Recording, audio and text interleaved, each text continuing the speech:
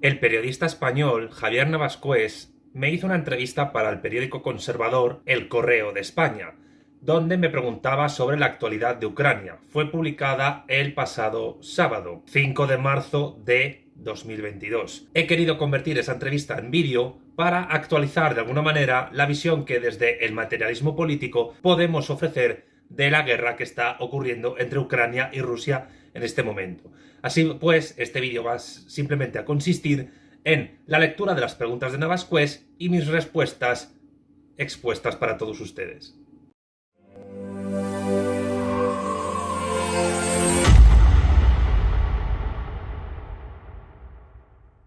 Pregunta Javier Navascués: ¿cuál es su valoración del conflicto entre Rusia y Ucrania? Cuando un conflicto está en curso, la valoración que se puede hacer sobre el mismo es siempre limitada, porque está en caliente el mismo conflicto. Por lo que una valoración ponderada del mismo requiere, por supuesto, que este conflicto acabe. Y ello permitiría analizarlo en clave histórica, es decir, en clave de investigación.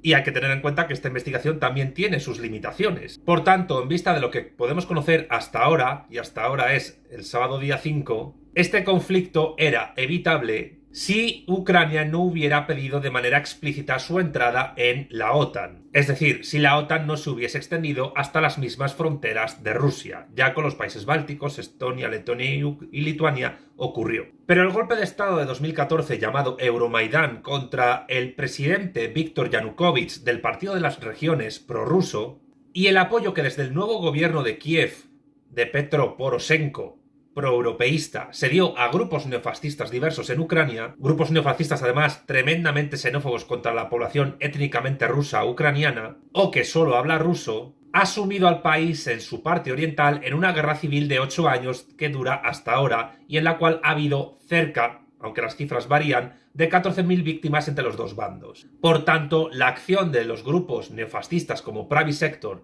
Svoboda, el batallón Azov, que además está integrado dentro de la propia Guardia Nacional de Ucrania, tiene tintes de limpieza étnica. Europa del Este siempre ha sido un avispero para estas cosas. Algunos recordarán la guerra de los Balcanes en la década de los 90 del siglo pasado. Porque la construcción nacional política de naciones burguesas en esta región del mundo nunca fue tan cerrada como la que ocurrió en Europa Occidental, cosa de la cual ya se dio cuenta Lenin en su texto sobre el derecho de las naciones a la autodeterminación, aunque luego lo aplicara en Europa Oriental.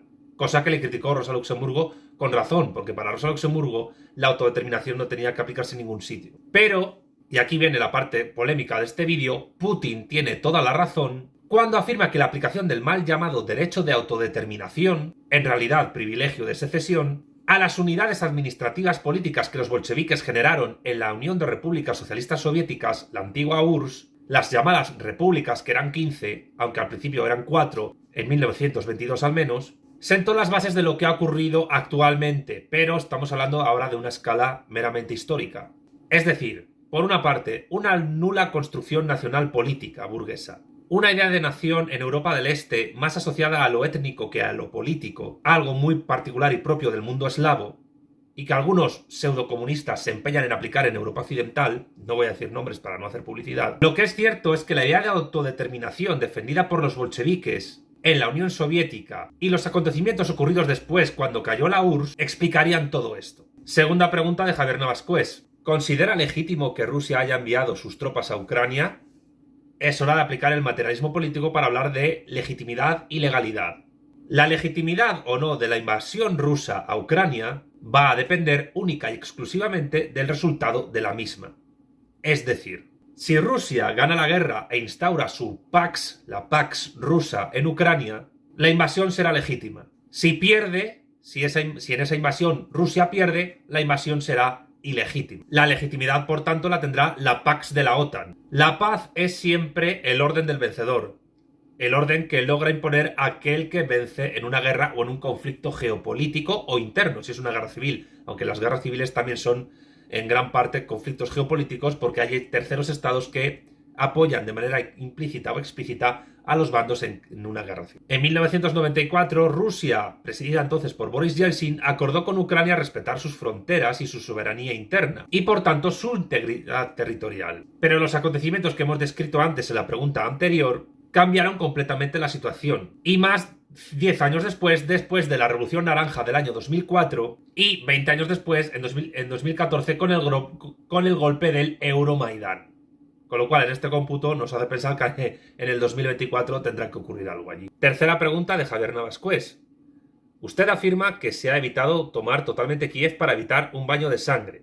Bueno, realmente lo que yo afirmo es que el ejército ruso, en teoría, no pretende arrasar ni destruir Ucrania, como hizo la OTAN en Libia, Siria, Irak y en otras naciones. Lo que busca el ejército ruso es acabar con efectivos militares que atenten contra los planes y programas geopolíticos de Rusia y a la vez contra su soberanía e integridad territorial, pues todo va en el paquete. Y pretenden evitar un exceso de muertes civiles que den una excusa a la OTAN para entrar en Ucrania, cosa que de momento no ha ocurrido. Rusia además ha dicho que no va a tolerar el retorno de Crimea a Ucrania, que es parte de Rusia, aunque fuera entregada por el presidente soviético Nikita Khrushchev, por cierto de origen ucraniano, a Ucrania en el año 1954. Rusia, por supuesto, no se puede negar, tiene también sus planes imperiales. Rusia necesita llevarse bien con el eje franco-alemán en la Unión Europea para que ésta dependa de su energía, particularmente el petróleo, pero sobre todo del gas. Y también necesita tener buenas relaciones con China, con la India, con Pakistán, con Irán, así como por supuesto con los países de la antigua URSS. Rusia busca asegurar la estabilidad de Eurasia para, de esta manera, poder tratar de unir o dirigir en torno suyo al mundo eslavo. Por tanto, Eurasia y paneslavismo son los pilares o claves que explican la política exterior de Rusia. Evidentemente, este paneslavismo euroasiático, por llamarlo de alguna manera, de Rusia, no es un proyecto universalista, como si es el de Estados Unidos. Y el proyecto de Estados Unidos se basa básicamente en lo siguiente: globalización, liberalismo, capitalismo, democracia, protestantismo, si no a nivel de religión, sí a nivel cultural. A mi juicio hay que decir que la defensa de un mundo multipolar, tal y como defienden tanto Rusia como China, es meramente una estrategia temporal para poder colocarse como nuevo hegemón a largo plazo, o incluso a muy largo plazo. Esto evidencia también que China y Rusia son aliados frente a terceros, pero que también tienen intereses contrapuestos. Imaginemos que Estados Unidos, a cambio del apoyo de China en la guerra de Ucrania contra Rusia, le entrega Taiwán a los chinos. En ese caso, Rusia se quedaría muy sola. Pero Mike Pompeo, que quiere ser presidente de Estados Unidos en el año 2024, ya aviso que a ver qué pasa en 2024, que puede ser un año muy movido, ha dicho que Estados Unidos, con él como presidente, reconocería la soberanía política de Taiwán, es decir, a Taiwán como Estado. Como vemos, el futuro es incierto. Cuarta pregunta de Javier Navascués. También asegura que Putin no quiere acabar con la vida de Zelensky, sino sentarse con él a negociar la paz. Eso, a mi juicio, lo ha dicho Putin para calmar las aguas de la OTAN. Pero también el futuro de Zelensky es incierto. Es decir, hay algunos que dicen que ya ha huido de Ucrania, que se encuentra en Polonia y que no descartarían que estuviese en algún momento exiliado en Estados Unidos, como lo estuvo Kerensky en el momento de la Revolución Rusa. Pero, insisto, esto no se sabe todavía. Zelensky también ha dicho que quiere hablar con Putin. En este caso, negociar la paz es negociar una paz que, desde la perspectiva de Putin, beneficia a Rusia. A mi juicio, Zelensky es un presidente marioneta o títere que está siendo manejado y asesorado desde fuera de Ucrania, en prácticamente todos sus movimientos, incluidos los mediáticos, los cuales él conoce muy bien porque ha sido comediante. Es decir, imaginemos que José Mota o Pablo Motos fueran presidentes del gobierno de España. Pues algo así parecido es lo que ocurre en Ucrania con Vladimir Zelensky. Realmente todavía es pronto para saber qué va a resultar de esta guerra y cuándo acabará. Pero Zelensky está siendo elevado a la condición de gran estadista y de héroe por parte de algunos regímenes democráticos liberales. La izquierda, particularmente la izquierda indefinida, ve a Zelensky como una suerte de nuevo Salvador Allende, un tipo de comparación que me parece absolutamente apresurada, por ser suave. Mientras que la derecha, particularmente la derecha extravagante, o lo que queda de derecha liberal y de derecha socialista incluso, ve a Zelensky como un nuevo Lech Walesa, el líder polaco que dirigió el sindicato anticomunista Solidaridad, que fue luego presidente de Polonia y que hoy vive en el ostracismo. Allende acabó muerto y Walesa está arruinado y venido a menos. Y, a mi juicio, el posible futuro de Zelensky puede depender efectivamente solo de una cosa: de si Estados Unidos le necesita o no. Quinta pregunta de Javier Navascués. ¿Por qué considera necesario que Ucrania siga bajo la influencia de Moscú? Yo no he dicho que yo lo considere necesario. Yo lo que digo es que para Moscú eso sería lo bueno. Porque una victoria de Moscú en la guerra de Ucrania pondría en entredicho, por lo menos durante un tiempo, a la hegemonía del capitalismo anglo-germánico protestante, que es el que domina el mundo prácticamente desde inicios del siglo XIX, con el Imperio Británico. Pero si Rusia pierde la guerra, el colapso de esta nación e incluso su posible balcanización y la entrada de la OTAN en el Cáucaso a través de la membresía en ella de Georgia, por ejemplo, de naciones de Asia Central y en el hipotético caso de que exista un estado siberiano independiente de Moscú, pondría en aprietos a China. Los anglosajones, como expliqué en mi vídeo plática con Diego Rutzarin, siguen pensando en los términos de Mackinder, del área pivote, y también de Spikeman, de la media luna que rodea ese área pivote. A mi juicio, ahora mismo los anglosajones manejan una mezcla de estas dos teorías en una única. Y la OTAN, que es el instrumento de los anglosajones para seguir dominando el mundo,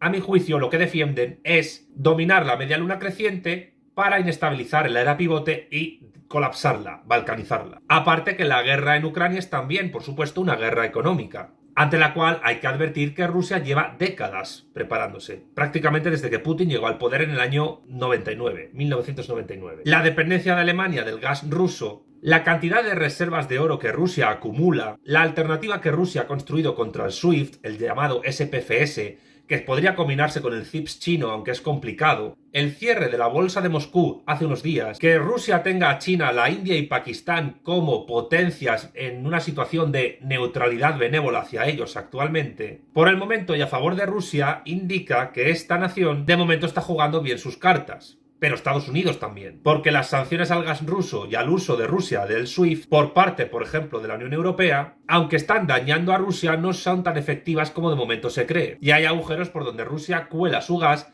y cuela su capital. Agujeros permitidos por la propia Unión Europea, hay que decirlo. Sin duda es muy probable que Rusia se enfrente a una depresión económica interna y que lleve eso a la inestabilidad social y a movilizaciones contra el gobierno. Ya se están dando contra la guerra, particularmente dirigidas, también hay que decirlo, por el Partido Comunista de la Federación Rusa que dirige desde hace años Gennady Zyuganov. Por tanto, la posibilidad de inestabilidad interior en Rusia es alta. Pero tanto la Unión Europea como Estados Unidos se pueden enfrentar a una posible estanflación e incluso una recesión más fuerte que la del año 2008. La Fed de Atlanta hace pocos días previó un crecimiento de la economía estadounidense que no superaría el 0,5%. Así pues, ¿qué ocurre? Que en Ucrania ahora mismo se juega el futuro de varias décadas. Sexta pregunta de Javier Navascués. ¿Se busca un Minsk III con el arbitraje incluso de China?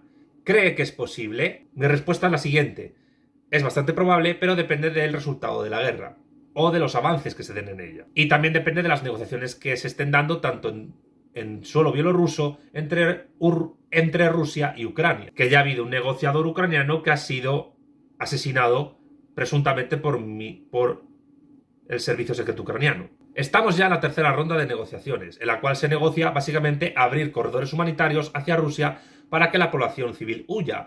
Pero hay grupos neofascistas ucranianos e incluso el propio gobierno ucraniano que se niegan a admitir esos corredores humanitarios. Porque dicen que van a Rusia y a Bielorrusia y eso es una ratonera. Pero claro, ¿a dónde tendrían que ir? ¿A Rumanía? ¿A Hungría? ¿A Eslovaquia? ¿A Polonia?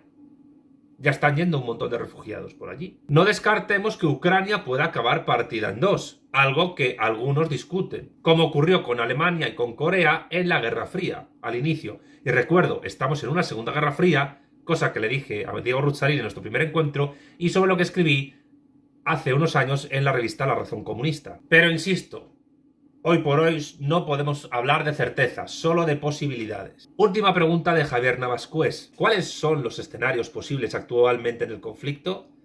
Mi respuesta es que ya los he mencionado en el resto de las respuestas anteriores, es decir, en todo lo que he dicho anteriormente en este vídeo. Lo que es más probable a mi juicio es que el escenario geopolítico, europeo y mundial esté cambiando de manera acelerada. Es en este momento cuando hay que recordar la famosa frase de Lenin: hay décadas en las que no pasa nada y luego hay semanas en las que pasan décadas. Pues bien, este es el vídeo que dedico a actualizar la cuestión de los análisis que desde el materialismo político podemos ofrecer sobre lo que ocurre en Ucrania. Como siempre, dar las gracias a los que ven y comparten este vídeo en redes sociales, en WhatsApp, en Twitter, en Instagram, en Facebook, en todas las que sean, en TikTok, en VKontacte, en Weibo. También gracias, por supuesto, a los que les deis a la campanita para recibir notificaciones y los que os suscribáis al canal. Hacéis que este canal llegue a más.